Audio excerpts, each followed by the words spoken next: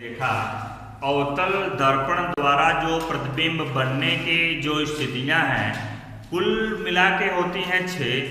तो 5 स्थितियों के बारे में हमने देखा जिसमें वस्तुतः प्रतिबिंब हमें बन रहा था, वास्तविक बन रहा था। वास्तविक का मतलब होता है जिसको हम लोग पर्दे पर ले सकते हैं।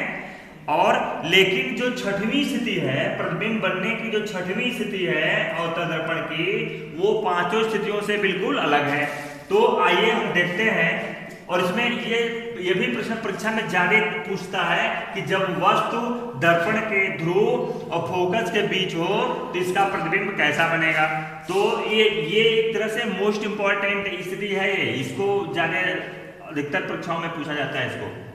तो हम इसमें ये देखेंगे कि जब वस्तु को ध्रुव और फोकस के बिंदु के बीच में रखे हैं तो रखने के बाद क्या हुआ कि एक प्रकाश की किरण जो मुख्य अक्ष के समांतर गई है, परावर्तन के पश्चात फोकस से होकर के चली गई और उसके बाद जो वक्रता केंद्र से होकर के गई वो परावर्तन के पश्चात वक्रता केंद्र से वापस आ गई।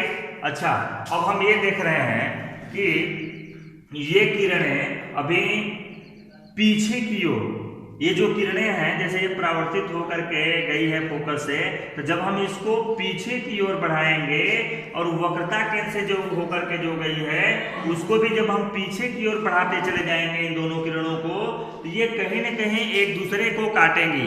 तो जिस बिंदु पर काटेंगी उसी बिंदु से स्केल लेकर के हम सीधी एक इसमें जो एक रेखाखंड है सीधा सीधा हम ध्रुव को मिलाता हुआ खींच देंगे। तो हमने ये देखा कि इस स्थिति में जो दर्पण का प्रतिबिंब था, जो किरणें मिली वो दर्पण के पीछे जाकर के मिली है, पीछे मिली है, सीधा प्रतिबिंब बना है। और इस वस्तु का जो प्रतिबिंब आपका बना है वह वस्तु से बड़ा भी बना है लेकिन सीधा बना है। 5 स्थितियों में तो उल्टा बना था, लेकिन ये छठवीं स्थिति में आपका जो प्रतिबिंब बना है आभासी है, सीधा है और वस्तु से बड़ा है। क्योंकि ये आभासी क्यों है? क्योंकि ये दर्पण के पीछे बना है। एक कल्पना की जा रही है कि दर्पण के पीछे बन रहा है। क्योंकि इस पे ये पॉलिश की गई है तो इधर पीछे का भाग हमको दिखाई नहीं देगा, इसकी एक कल्पना की जा रही है, इसलिए हम कहेंगे कि यह एक आभासी प्रतिबिंब है।